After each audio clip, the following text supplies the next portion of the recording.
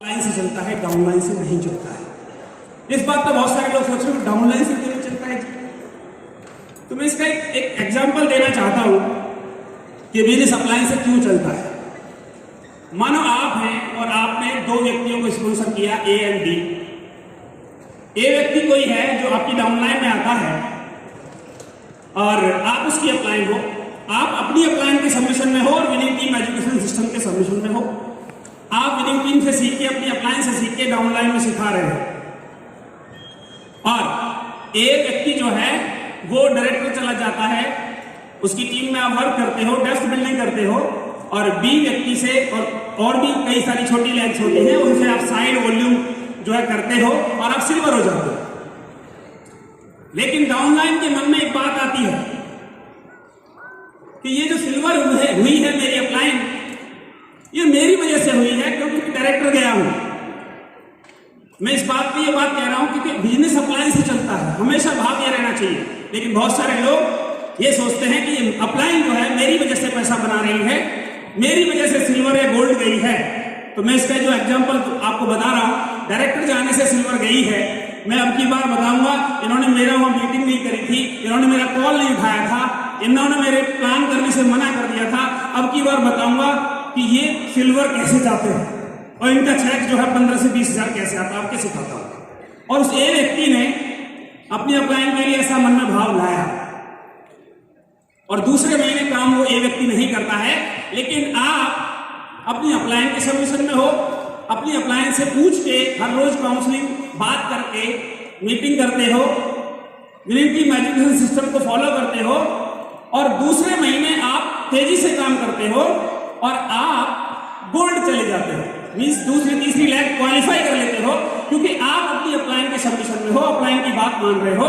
लेकिन जो ए व्यक्ति था जो आपकी डाउनलाइन में था वो बैठ गया कि मैं ही सिखाऊंगा इन्हें, अब की बार ये सिल्वर डायरेक्टर कैसे जाते हैं। तो नुकसान दोस्तों किसका हुआ?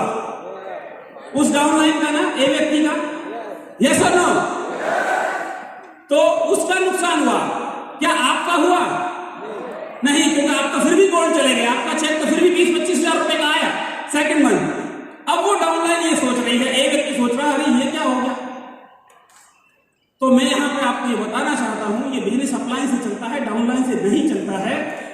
हर डाउनलाइन अपलाइन है और हर अपलाइन डाउनलाइन है, लेकिन हर किसी को यहां पे ये सोचना पड़ेगा कि मैं मेरी अपलाइन से पूछ के सिस्टम में रह के ये बिजनेस करूंगा।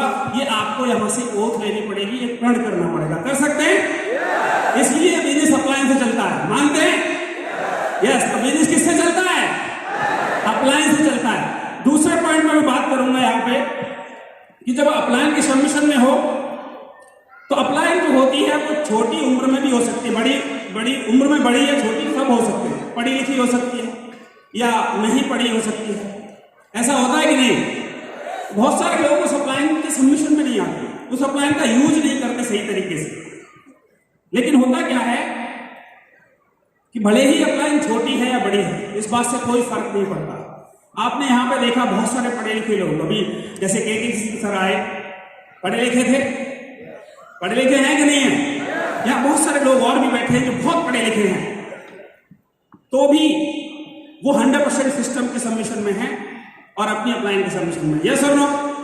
लेकिन बहुत सारे मेरे जैसे लोग भी हैं जो बिना पढ़े लिखे हैं लेकिन फिर भी बहुत बड़ी टीम क्रिएट कर रहे हैं। यस और नो? तो इस बात से कोई फर्क नहीं पड़ना चाहिए, अपलाइन छोटी हो, उम्र में बड़ी हो या पढ़ी लिखी हो, नहीं हो, लेकिन आपको सबमिट करना चाहिए। आपको अपलाइन की बात माननी पड़ेगी क्योंकि अपलाइन अपने सिस्टम में है और अपलाइन एजुकेशन सिस्टम को फॉलो करते हुए बड़ा बिजनेस बना रही है। राइट? तीसरा पॉइंट में बात करूंगा, अपलाइन से उम्मीद की बात करूं। जो एक्सपेक्टेशन होती है वो 0% रखनी चाहिए।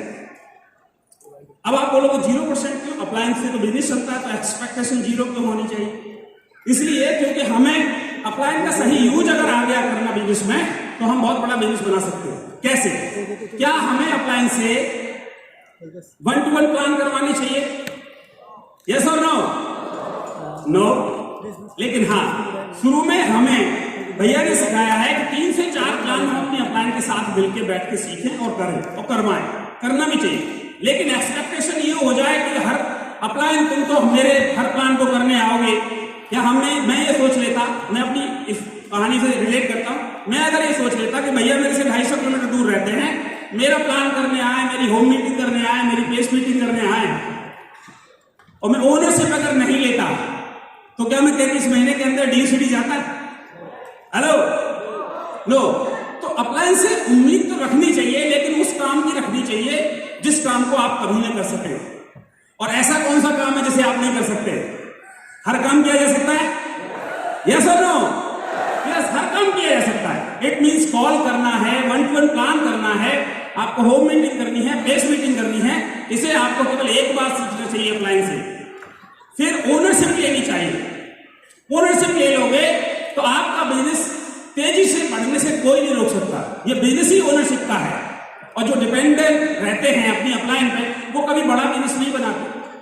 मैं 250 किलोमीटर दूर रहता था, लेकिन मैंने कभी भी हमेशा भैया से मैंने रात में 12-1-2 बजे बात की है। ऐसा नहीं है कि आप भी भैया को 12-1-2 बजे बात करो, लेकिन शुरुआत की बात थी जब हम नहीं जानते थे।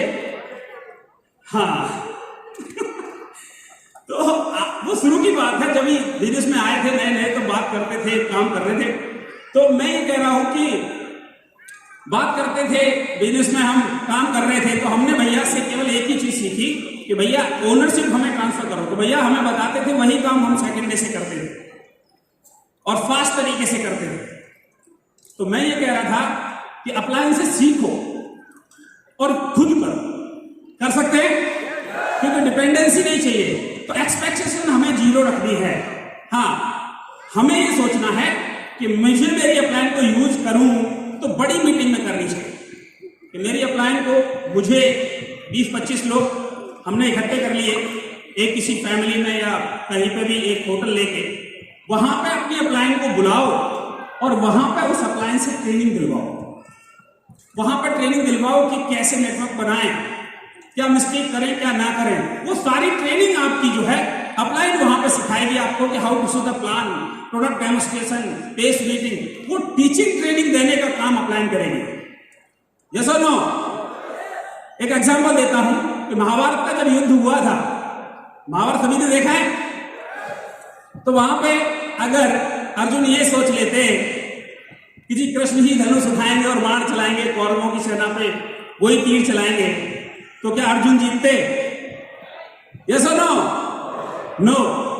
तो अर्जुन ने क्या किया? अर्जुन ने अपने आप को कृष्ण को सबमिट कर दिया, कृष्ण को अपनी अपलाइन माना और अपलाइन ने अर्जुन को सिखाया। अपलाइन ने अर्जुन को इंकरेज किया कि तुम ये काम करो, अब ये काम करो। यस और नो? तो अर्जुन ने वही काम किए और पांडव जीत गए। जीत गए कि नहीं? तो अर्जुन और कृष्ण से सीख सकते हैं कि अपलाइन और डाउनलाइन का रिश्ता क्या होगा। सीख सकते हैं ना? तो हमें क्या है, सीखने पे, ओनरशिप लेने पे ज्यादा ध्यान देना है। राइट? कर सकते हैं ना? और अपनी अपलाइन को यूज करने के लिए हमें हर बार उसे परेशान नहीं करना है कि तुम आ जाओ, तुम मेरा बैग उठा लो। बहुत सारे लोग क्या करते हैं कि अपलाइन के साथ प्लान दिखाने जाते हैं, अपलाइन को लेके जाते हैं और वहां बीच में खुद ही बोल रहे होते हैं। ऐसा नहीं करना है। अपलाइन के साथ अगर आप प्लान दिखाने गए हो तो आपको साइलेंट बैठना है। उस घर में जाके अपलाइन के बारे में प्रमोट करना है कि ही इज अ पर्सन जिससे मैं ये बिजनेस बनाना सीख रहा हूं। थैंक गॉड ये मेरी अपलाइन है और इनसे मैं ये बिजनेस बना के आज ये मेरे अचीवमेंट है। आप सौभाग्यशाली हो कि आज ये आपके घर पे हैं और आपको टाइम दे रहे हैं और प्लीज सर कह के आप उनको प्लान ट्रांसफर कर सकते हैं, मीटिंग ट्रांसफर कर सकते हैं इस तरीके का काम। तो ये शब्द, यस, ये शब्द अगर आपने बोले अपलाइन के बारे में, तो बीच में टोका टाकी ना करें अपलाइन को। फिर प्लान में जब ये टीचिंग ट्रेनिंग दे रहे हैं तो कभी बीच में टोकना नहीं चाहिए। बहुत सारे लोगों को मैंने देखा है कि वो बीच में कहते सर को ये चीज इनको मत बताओ। क्यों? तो अपलाइन को टोकना नहीं है, फिर तो तुम ही प्लान दिखा लो। यस और नो?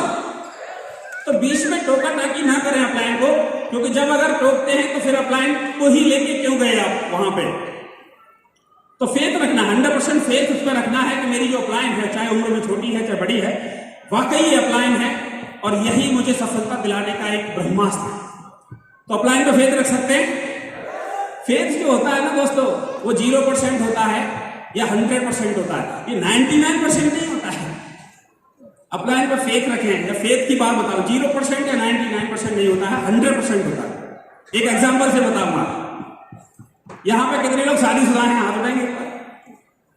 जब आप दूल्हा बन रहे थे तो आपको 100% फेथ था कि दुल्हन आएगी, या 99% था? 100% था ना। अगर 99% होता और 1% ही होता कि दुल्हन भाग गई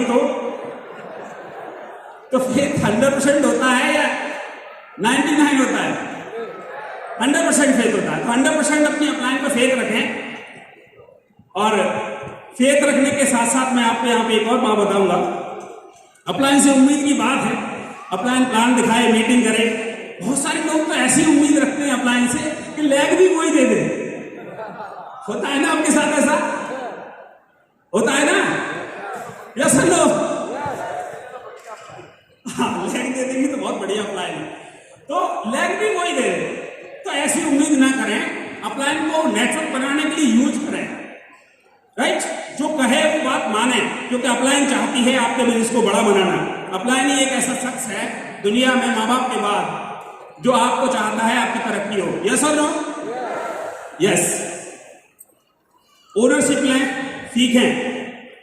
अपलाइन को मीटिंग में लोगों से मिलाने वाली बात मैंने शुरू में कही थी। अपलाइन को जब मीटिंग में लोगों से मिलाते हैं तो क्या ध्यान रखना चाहिए, मैं उस पर बात करता हूं कि अपलाइन को जब आप मीटिंग में ले गए हो और मीटिंग सीईओ हमारी खत्म हो गई या बड़ी मीटिंग जब खत्म हो जाती है तो हमें हमेशा प्रोस्पेक्ट को जो है अपलाइन के पास लेके जाना चाहिए। बहुत सारे लोग मैंने देखे हैं वो अपनी अपलाइन को पकड़ के और उस प्रोस्पेक्ट के पास लेके जाते हैं और बोलते हैं सर ये जो है ना बहुत करोड़पति आदमी है, मर्सिडीज इनके पास है और इतना बड़ा नेटवर्क है, एक दिन के अंदर 500 लोगों को ज्वाइन करा देंगे क्योंकि ये अपने वहां के पार्षद भी है, कुछ भी ये कंपनी के मालिक हैं, इनकी कंपनी में 400 लोग काम करते हैं, उन सबको एक दिन में ज्वाइन करा देंगे। मतलब आप क्या कर रहे हो? अपलाइन का सही यूज कहाँ है? अपलाइन का प्रमोशन कहाँ है? आप उस आए हुए प्रोस्पेक्ट को इतना हाथी बना दे रहे हो और अपलाइन को चूहा बना दे रहे हो। यस और नो? आपको क्या करना है?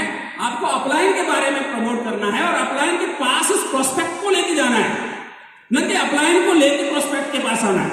यस और नो? तो अपलाइन का सही यूज अगर हम सीख गए तो हम इस बिजनेस में बहुत, क्योंकि बिजनेस जो है ना पोस्चर का है, वैल्यू बढ़ाने का। अपनी अपलाइन की जहां हो, जहां मिल जाए वहां वैल्यू बढ़ाइए। अपलाइन आपकी वैल्यू बढ़ाएगी और दोनों जीत जाएंगे। जैसे नो? तो अपलाइन को कभी लेके नहीं जाए। अपलाइन के बारे में सब बोल सकते हैं कि सर देख रहे हैं वो पर्सन जो व्यक्ति खड़े हैं वो मेरी अपलाइन है जो मुझे इस बिजनेस में लेके आए, ये बहुत नॉलेज रखते हैं, थैंक गॉड मैं इनकी टीम में हूं, इनसे सीख के मैं अपने बिजनेस को बना रहा हूं, आइए मिलते जरा। और जैसे ही उसके पास लेके गए, अपलाइन से अगर 2-4 लोग बात कर रहे हैं तो आपको क्या करना है? आपको करना है कि रुको अभी थोड़े बिजी हैं, तो आप अपनी अपलाइन की वैल्यू बढ़ा रहे हो। यस और नो? अपनी अपलाइन की वैल्यू बढ़ा रहे हो, थोड़ा रोको, भले ही कितना भी बड़ा आदमी हो, उसको थोड़ा सा रोको, उसको थोड़ा सा नीचे लेके आओ। तो जब आप रोक लोगे कि फ्री होने दो, जब वो फ्री होंगे तो मैं आपको उनसे मिलाता हूं, तो क्या होगा? आपकी अपलाइन की वैल्यू बढ़ रही है। जैसे ही वो फ्री हो, सर को पास लेके जाओ, सर 1 मिनट प्लीज, सर ये है मिस्टर ये एक्स और यही मथुरा के रहने वाले हैं या कहीं के रहने वाले हैं और ये प्रोफेशन, बस 3 लाइन बोलनी है और उनसे कहना है फिर अपने फ्रेंड से या जो भी है कि सर मैंने आपको बताया था ना ये मेरी अपलाइन है, इनसे ही इसमें सीख के बना रहा हूँ, ये वहां के रहने वाले हैं, इतने बड़े इंडस्ट्रीज, मतलब इतना बड़ा नेटवर्क हो चुका है कि हजारों करोड़ों लोग इनसे सीखते हैं, थैंक गॉड मैं इनकी टीम में हूँ। अच्छे शब्द बोलने, ऐसा नहीं मेरी अपलाइन तो ऐसी जैसे पछाड़ देगी तुम मिलोगे तो, पछाड़ देना तो वो सोचेगा पता नहीं क्या अपलाइन है, पहलवान में हलाने। तो ऐसे शब्द प्रयोग नहीं करने, शब्दों का सही प्रयोग और अपलाइन को सही यूज करना है। तो जब आप उससे मिलाओगे तो वो व्यक्ति प्रभावित होगा। यस और नो? तो अपलाइन को यूज करने के तरीके सीखने हैं और यही मैं कुछ नोट्स बना के आया। अपलाइन को मीटिंग में लोगों से मिलाने वाली बात, रोज कॉल करना है, काउंसलिंग। बहुत सारे लोग कहते हैं कि मैं बिजनेस में आ गया तो मुझे क्या जरूरत है कॉल करने की, बिजनेस तो इनका है, इनका फायदा होने वाला है मेरे ज्वाइन करने से, मैं क्यों कॉल करूं? वो अपने आप कॉल करेंगे क्योंकि उनको अपना बिजनेस बढ़ाना होगा तो वो कॉल करेंगे। ऐसा थॉट आता है दिमाग में? नहीं आता है? आता है? यस और नो? यस आता है। कितने लोगों के ऐसा थॉट आता है? अरे फिर भी हाथ उठा रहे, अब नहीं आना चाहिए, ठीक है? ये थॉट नहीं आना चाहिए कि वो अपने आप कॉल करेगी। बिजनेस हमारा है, सपने किसके हैं? हमारे या अपलाइन के?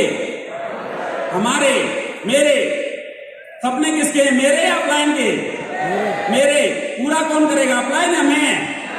तो कौन करेगा, अपलाइन या मैं? तो मुझे कॉल करती है। अपलाइन को बहुत सारी बड़ी टीम होती है अपलाइन के पास। हो सकता है वो आपको ध्यान भूल जाए, हो सकता है वो आपको 2-4 दिन कॉल ना कर पाए, लेकिन आपको अपलाइन को कॉल करनी है, क्योंकि आपको अपने सपने पूरे करने हैं, हमको हमारे सपने पूरे करने हैं। अपलाइन के पास बड़ी टीम होने के कारण हो सकता है वो कभी आपको कॉल ना कर पाए। तो ये कभी कंप्लेन हमें नहीं करनी चाहिए अपलाइन से। कॉल करेगी अपलाइन, मीटिंग हमारे लिए वही अरेंज करेगी, इस बात का ख्याल रखना है। तो अपलाइन को हमें कब कॉल करनी है, कब नहीं करनी है, व्हाट्सएप मैसेज डाल दो, उससे पूछ लो कि आप फ्री हैं कि नहीं है। वो जब कहें कि हाँ 2 बजे कॉल कर लेना या 3 बजे कॉल कर लेना, मैं आधा घंटे में फ्री हो रहा हूं, तब कर लेना, तो आपको कॉल करनी चाहिए। यस और नो? यस। और मैं ये कहना चाहता हूं लास्ट में कि दोस्तों, अपलाइन की जरूरत तो तब भी पड़ती है जब आप जंग जीत जाते हो। अपलाइन की जरूरत तो आपको तब भी पड़ती है जब आप इस बिजनेस में क्राउन हो जाते हो, यूसीडी हो जाते हो, डीसीडी हो जाते हो और डीसीडी हो जाते हो। अपलाइन की जरूरत तो हमेशा पड़ती है, क्योंकि मैं यहां पर कहना चाहूंगा, जब पांडव जो हैं युद्ध जीत गए थे, कौरवों को हरा दिया था, तब भी वो घमंड में आ सकते थे, ईगो में आ सकते थे कि नहीं? यहां पे कोई डायमंड चला जाता है तो अपनी अपलाइन से बात करना छोड़ जाता है, बोले मैं भी तो बन गया लीडर। क्राउन हो जाता है, लाख रुपए का चेक हो जाता है, तो वो सोचता है मेरे से बड़ा लीडर कौन, मैं क्यों करूं अपलाइन से बात। लेकिन दोस्तों, यहाँ पे अगर आगे बढ़ना है, आप अगर जंग जीत जाते हो फिर भी अपलाइन की जरूरत पड़ती है। मैं बताना चाह रहा था कि महाभारत का युद्ध जीतने के बाद पांडव जो हैं, जब धृतराष्ट्र ने बुलाया उन्हें कि दुर्योधन को ऐसा कौन सा युद्ध था, भीम ने मार दिया था, तो वो भीम से मिलना चाह रहे थे धृतराष्ट्र में।